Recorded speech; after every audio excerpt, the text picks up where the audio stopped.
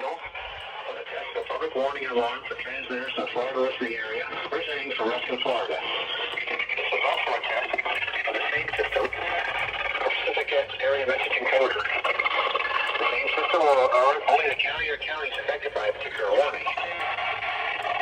These tests are conducted each Wednesday between 11 a.m. and noon, and again between 6 p.m. and 8 p.m. unless there is weather threats. This concludes the weekly test, but now return to regular programming.